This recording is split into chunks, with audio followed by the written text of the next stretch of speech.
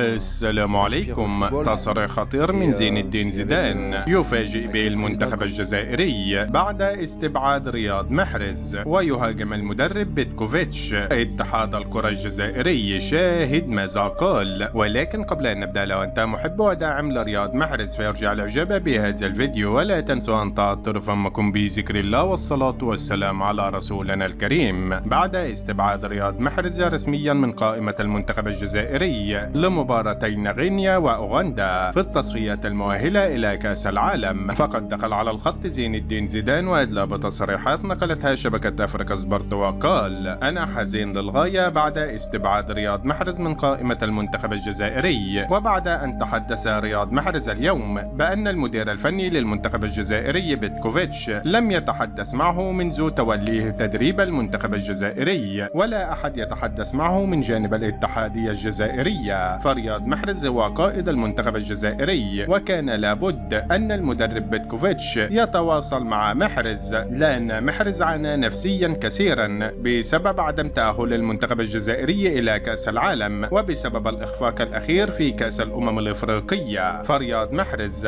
يقدم مستويات رائعة في الدوري السعودي، فهو من أفضل اللاعبين في السعودية الآن، فهو أفضل صانع ألعاب في الدوري السعودي، فهو صنع 13 هدفا وأحرز 11، وهو من نجوم الدوري السعودي. فكيف للمدرب بيتكوفيتش أن يستبعد رياض محرز وأن يستدعي اللاعب أمير سعيود الذي لم يسجل سوى 6 أهداف وصنع 3 أهداف فقط في الدوري السعودي؟ فيبدو أن هناك مؤامرة ضد رياض محرز من جانب الاتحادية الجزائرية بالاشتراك مع بيتكوفيتش لعدم الاستدعاء مرة أخرى للمنتخب الجزائري، وهذا خطأ فادح في وجهة نظري، لأن رياض محرز لا يمكن الاستغناء عنه في المنتخب الجزائري. ولا ننسى فضل رياض محرز مع المنتخب الجزائري الذي قاده إلى التتويج بكأس الأمم الإفريقية بمصر، فالمنتخب الجزائري هو آخر منتخب عربي فاز بكأس الأمم الإفريقية تحت قيادة رياض محرز، فأنا أدعم محرز في هذا الموقف، ويجب على الاتحادية الجزائرية وبيتكوفيتش إعادة النظر في إعادة رياض محرز مرة ثانية كقائد للمنتخب الجزائري في الاستحقاقات القادمة. وفي النهاية شاركونا بآرائكم حول هذا الموضوع، ولا تنسوا الإعجاب بهذا الفيديو والاشتراك في القناة ليصلكم جديدنا.